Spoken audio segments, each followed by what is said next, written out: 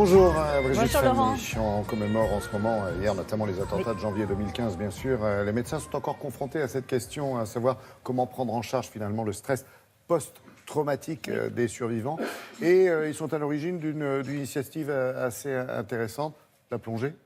Effectivement, il faut rappeler que le stress post-traumatique, c'est un syndrome qui peut survenir quand on a été brutalement confronté au risque de mourir. Donc ça concerne bien sûr les victimes des attentats, mais aussi les victimes de guerre, les victimes confrontées à des catastrophes naturelles, à des agressions.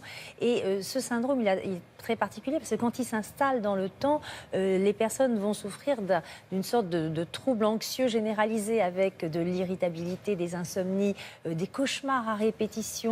Et puis plus les symptômes s'installent, plus on est obligé de prescrire à ces patients des somnifères. Dans la douleur, certains, en fait, c'est ça. dans les cas les plus sévères, vont s'isoler, s'enfermer, effectivement, souffrir de dépression. On a vu par exemple des victimes de stress post-traumatique, par exemple, calmer leur mal-être dans l'alcool ou la drogue.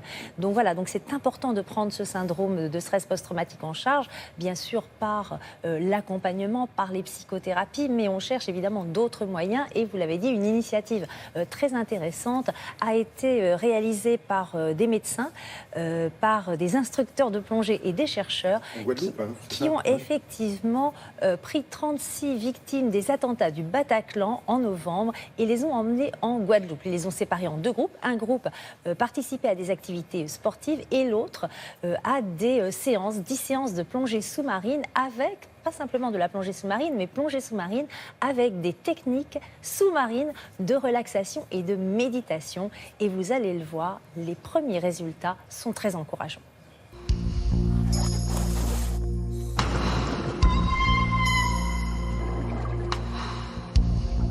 La pratique de la plongée permet d'avoir une respiration lente, ample et régulière qui permet d'améliorer la régulation du stress, c'est-à-dire l'équilibre entre un niveau d'alerte élevé et un niveau de relaxation.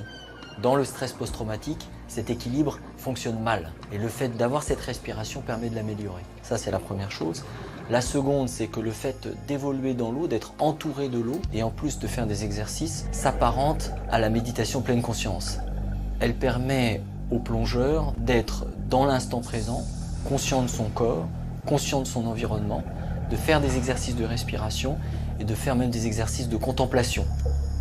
Et ces exercices, à force, ça permet d'évacuer un certain nombre de stress qui peut venir du passé.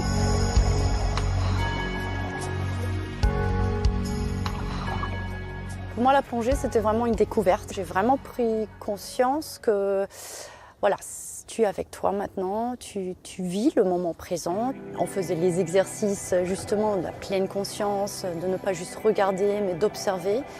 Ce temps hors du temps, de se prendre le temps de faire ça, moi, ça m'a vraiment permis de m'occuper de moi.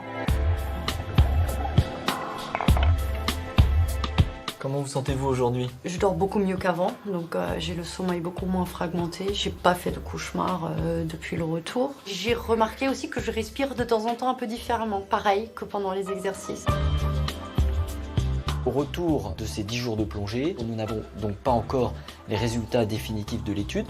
Par contre, le ressenti de ce groupe de 17 plongeurs qui étaient victimes des attentats est plutôt positif, à la fois sur un niveau d'anxiété plutôt en baisse, sur des troubles du sommeil qui diminuent et sur une hypervigilance qui est plus gérable. Donc au global, une qualité de vie qui s'est améliorée.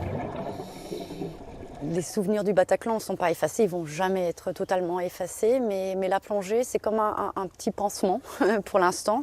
J'ai fait le plein de souvenirs agréables qui m'aident à dépasser des situations de stress et à être plus zen envers tout cela. On est passé de l'enfer au paradis.